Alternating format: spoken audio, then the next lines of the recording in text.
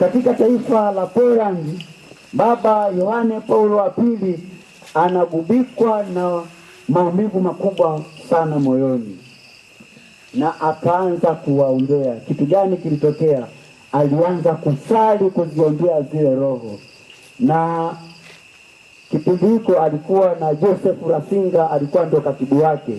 Kwa maelezo ya wale watu walioambatana nayo, wanasema kwamba mbingu ilifunguka. Kila alivyokuwa anamaliza salamu Maria, alikuwa anaziona roho zinanyanyuliwa, zinabebwa, zinapelekwa mbinguni. Kila alipokuwa anamaliza kusali, roho zilikuwa zinabebwa, zinapelekwa mbinguni. Baba Mtakatifu hakuishia hapo. Baada ya kuziona zile roho, na ndipo aliweza kutangaza wenye heri wengi. Mama Maria, mama wote, Mama Maria asiye na ubaguzi na anatupenda sana. Kupitia rozali, kupitia sala ya rozali takatifu, watu wengi sana, ile miili ikaweza kuingizwa mbinguni. Na baada ya kuingizwa mbinguni, ndipo ikatokea muujiza wa kuwatangaza wenye heri wengi kupita kiasi. Na hii ipo katika hata historia. Ukigugo wale watu waliouliwa na Wanazi, wenye heri waliotokana na vita ya pili ya dunia, utawaona wameandaliwa na Vincent. Kwa hiyo huyu alikuwa ni mtu, ni padri mjezuiti, aliweza kuwatafuta hiyo historia, na aliyekuwa anafuatilia matukio ya Baba Mtakatifu Papa Yohane Paulo wa pili. Kwa hiyo aliendelea kusali mpaka anapata ule ugonjwa wa kutetemeka, akaendelea kumkimbilia mama yetu Bikira Maria. Baada ya maisha, alikuja kwanza kutangaza mafumbo ya rozari takatifu. Kupitia haya mafumbo ya rozari takatifu, mafumbo ya mwanga. Kwa nini aliweza kuyaita ni mafumbo ya mwanga? Wakati anasali, alimwona mama Bikira Maria akiwa anatoa mwanga kwenye mikono yake. Nadhani hata hapa kuna watu waliweza kushuhudia mama Bikira Maria akiwa anashuka hapa, anatoa mwanga kwenye mikono yake, si ndio? Alitamka maneno haya kwamba huu mwale wa mwanga unaotoka kwenye mikono yangu ni neema za kimungu ambazo ninazitoa kwa ajili ya wale watoto wanaonitumainia. Ni neema ambazo anazitoa kwa watoto wake wapenzi. Ndio ule mwanga unaotoka kwenye mikono ya mama yetu Bikira Maria. Mama Bikira Maria anatoa mwanga kwenye mikono yake akitokea, si ndio ndugu zangu? Kwa hiyo ule mwanga unaotokea, pengine watu tunajiuliza, na upo katika medali ya miujiza, si ndio?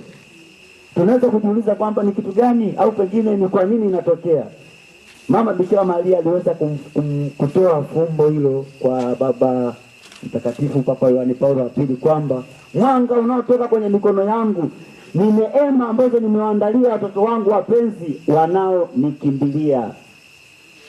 Kwa hiyo leo tunapomkimbilia hapa mama yetu Bikira Maria, mama wa msaada wa daima huyu, nasi tunazawadiwa ule mwanga ambao mama huwa anautoa wapi?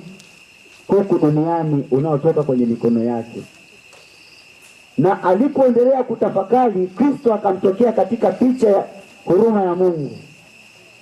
Alipomtokea katika picha ya huruma ya Mungu, akamwambia, huu mwanga unaotoka katika moyo wangu ni juu ya huruma zangu ninazozitoa kwa watu wanaonitumainia. Huwa tukiingia kwenye kikanisa hapa, tunauona ule mwanga unapoangaza. Na Kristo akaendelea kusema kwamba huu mwanga ni sawa na ule mwanga unaotoka kwa mama yangu. Tumsifu Yesu Kristo. Kristo anafanya nini? Anamfunulia kwamba huu mwanga unaotoka katika moyo wake, moyo mtakatifu wa Yesu, unafanana au ni sawa na ule mwanga unaotoka kwenye mikono ya nani?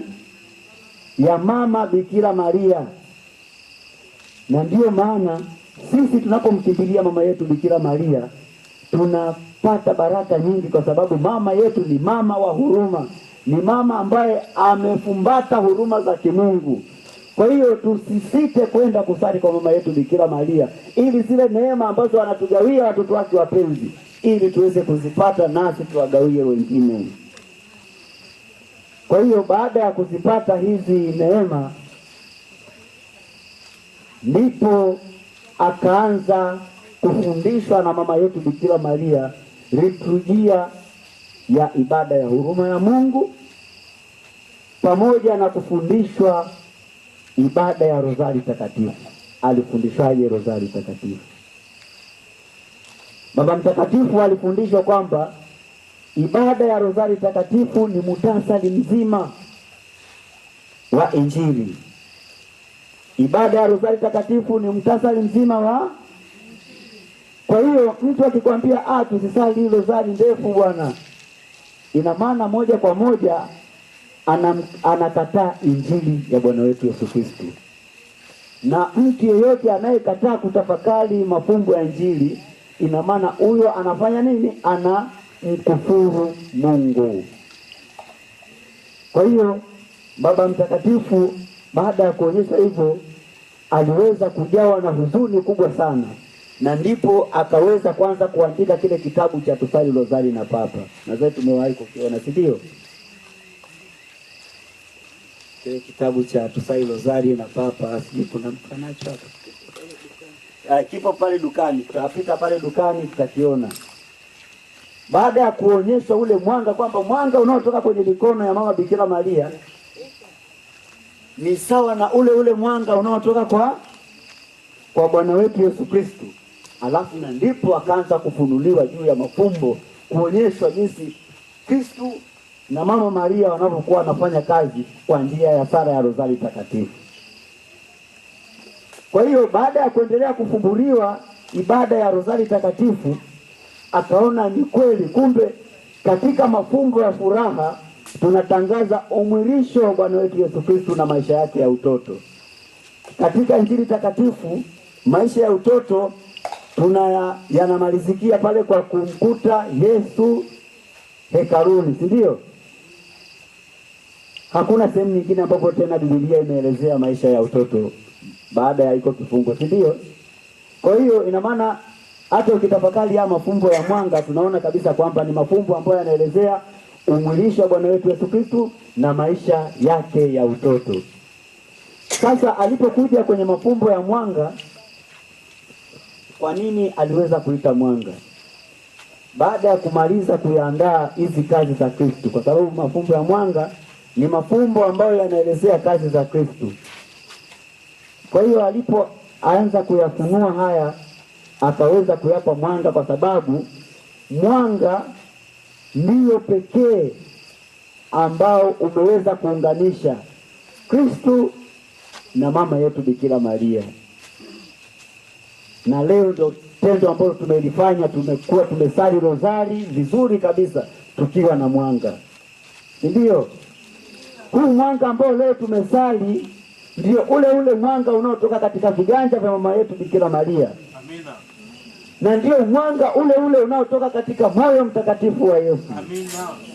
Na ndio maana sasa, baada ya kufahamu kwamba kumbe mwanga unaotoka kwa mama yetu katika viganja vya mama yetu Bikira Maria, na ndio mwanga unaotoka katika moyo mtakatifu wa Yesu, na ndipo akaamua kusema kwamba katika kazi za Bwana wetu Yesu Kristo, kwa sababu hizi kazi zimetendwa na Maria na zimetendwa na mama yetu Bikira Maria, basi haya mafumbo kwa kuwa yanaunganisha vyote viwili, basi tuyaite mafumbo ya mwanga.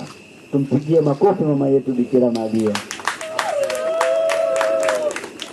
Kwa hiyo baada ya kuyataja mwanga, tukaona kabisa kwamba hata sisi tunapokuja kuyatafakari, tunaona kabisa kwamba yanaelezea kazi za Bwana wetu Yesu Kristo. Kristo alianza kazi baada ya kubatizwa, na anamaliza kazi zake kwa kuweka ekaristi takatifu, si ndio? Kwa hiyo katika kutafakari mafumbo haya, Baba Mtakatifu anatuambia kwamba tunakuwa tunatafakari Injili inayoelezea kazi za Bwana wetu Yesu Kristo. Na hapo sasa ndipo tuone upekee wa mama yetu Bikira Maria. yaani ameweza kuifupisha Injili, kuiweka katika muhtasari ambapo hakuna mtu yote aliweza kuweka sala ya rozari kwa minajili ya muhtasari wa Injili takatifu. Na ndiyo maana mama yetu Bikira Maria anakuwa bingwa wa kusali, bingwa wa kuhuisha vile vilivyopondeka, kuhuisha vile vilivyokufa na kuvifanya viweze kuwa hai. Kwa hiyo alipoendelea kumtumainia mama yetu Bikira Maria, kwa hiyo akajawa na mambo mawili, akajawa na huruma ya kimungu na akajawa na upendo wa kimaria, upendo wa kimama. Na nina imani hapa wamama mnaweza mkanishuhudia vizuri, kati ya baba na mama ni upi ambaye mtoto akichafuka au anamsafisha? Ni mama, si ndio? Kwa hiyo mama yetu Bikira Maria anatusafisha, na ndio maana pale msalabani Kristo alimwambiaje? Mama, tazama mwanao, mwana, tazama mama yako, akijua kabisa kwamba sisi kwa maisha yetu haya ni ngumu kuweza kumwendea, kwa sababu kumwendea Kristo kuna mateso mengi. Kwa hiyo mtu pekee ambaye anaweza kutupa faraja ni mama wa Mungu, na ndio maana akatuambia tuweze kumtazama, yaani atatubeba. Mama atatuficha kwenye mavazi yake, atatufanya nini? Atatuficha kwenye mavazi yake na kutupusha na yale mateso ambayo Mungu atakuwa pengine amependa sisi tuweze kuyapata. Na hata kama tutayapitia, basi atatupa ujasiri wa kuyavuka. Na ndio maana hata alipokuja kupigwa risasi, kumbukeni yeye tayari alikuwa ameshajawa na huruma ya kimungu na upendo wa kimama, wa kimaria. Kwa hiyo alipopigwa risasi akajawa na huruma ya kimungu ambayo imefichwa kwa mama yetu Bikira Maria, na ndipo akaenda kuidhihirisha sasa ile huruma ya kimungu kwa kumsamehe yule aliyefanya nini? Aliyempiga risasi. Mimi na wewe tunawatendea mambo gani wale watesi wetu? Tunapata fundisho jingine hapo, si ndio? Tunapaswa kuwasamehe ili kuweza kudhihirisha huruma ya Mungu ambayo sisi tunaitangaza kupitia mama yetu Bikira Maria. Hakuishia hapo, akaumwa ugonjwa wa kutetemeka.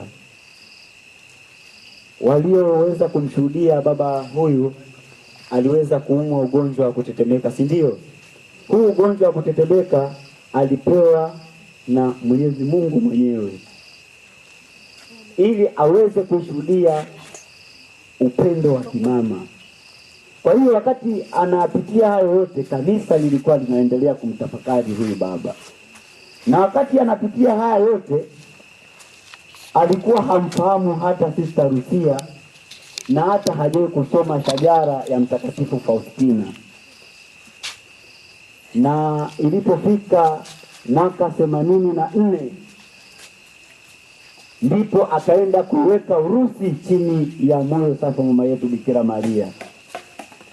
Baada ya tendo hilo ndipo ikatokea kuanguka kwa ukuta wa Berlin na uongozi mzima wa Urusi ukapanganyika, na ndipo sasa tukapata zawadi ya kwanza kueneza Ukatoliki katika bara la Asia. Kwa hiyo kwa njia ya rozari pia dunia ikaweza kufanya nini? Kukombolewa. Kwa sababu mambo gani yalitokea? Baada ya kuwekwa wakfu Urusi chini ya moyo safi mama Bikira Maria, kuna ushindi uliotokea. Ushindi wa kwanza ni wale wa komunisti waliosema imani ya Kikatoliki ni dawa ya kulevya. Nguvu ikaisha. Nguvu ya kikomunisti ikafanya nini? Ikaisha. Lakini imeisha kwa njia nini? Kwa njia ya rozari. Jambo lingine ambalo liliweza kuweza kumaliza nguvu kabisa ni nguvu ya Freemason. Kumbuka walipokuwa wanasherehekea ile jubilei, wao walikuwa wanasherehekea kwamba sasa wameweza kulishinda